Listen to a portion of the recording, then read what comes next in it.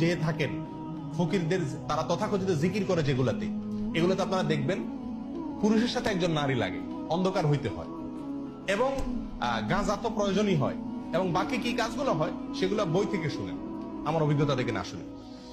দেখুন, বাউল ধর্মে পরকীয়া প্রেম জায়েজ আছে।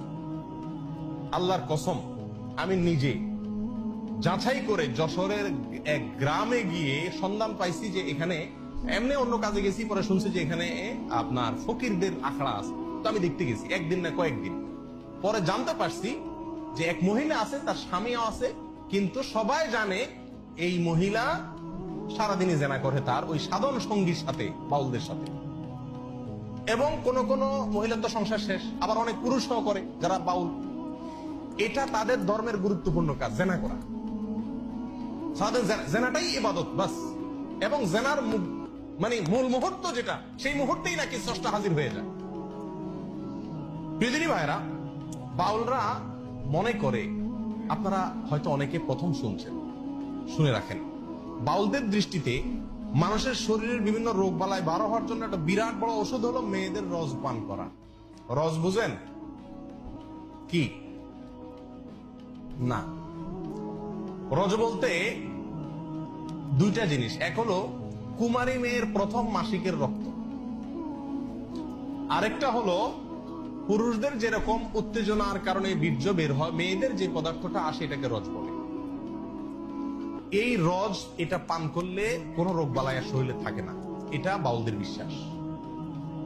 আরো শুনবেন, তারা বলে রোগ থেকে মুক্ত হওয়ার জন্য, বিভিন্ন রোগ থেকে, বড় বালা মুসিবত, অসুখ বিসুখ থেকে ভালো হওয়ার জন্য নিজের মুখ এবং মেয়েদের স্তনের দুধ পান করলে রোগ ভালো হয়। আরো শুনবেন, তারা বলে সমস্ত রোগ থেকে সর্বরোগের ঔষধ একসাথে যদি পাইতে চান তাহলে কি করতে হবে? মল, মূত্র, রস এবং বীর্য, মল, মূত্র, রস এবং বীর্য, এগুলা সবগুলা মিক্স করে একটা ঔষধ বানায় তারা, নাম হলো প্রেম ভাজা। ওষুধের নাম কি? প্রেম ভাজা। এটা খাইলে আর কোন রোগ থাকে না। প্রিয়দিনী ভাইরা, আপনারা অনেকে হয়তো বলবেন যে এগুলা গল্প। আর আপনি আল্লাহি বাস্তবতা খবর নিয়ে দেখেন, আর খবর নেওয়ার দরকার না, আমি আপনাকে বই পুস্তক থেকে বলছি, তাদের বই পুস্তক থেকে, তাদের ধর্মগ্রন্থ থেকে, তাদের ধর্মীয়, তাদের আচার এবং তাদের সংস্কৃতি, কালচার, এ সংক্রান্ত যে সমস্ত বই পুস্তক আমাদের সমাজে প্রতিষ্ঠিত, গ্রহণযোগ্য, অথেন্টিক, এই সমস্ত বই পুস্তকে লেখা আছে।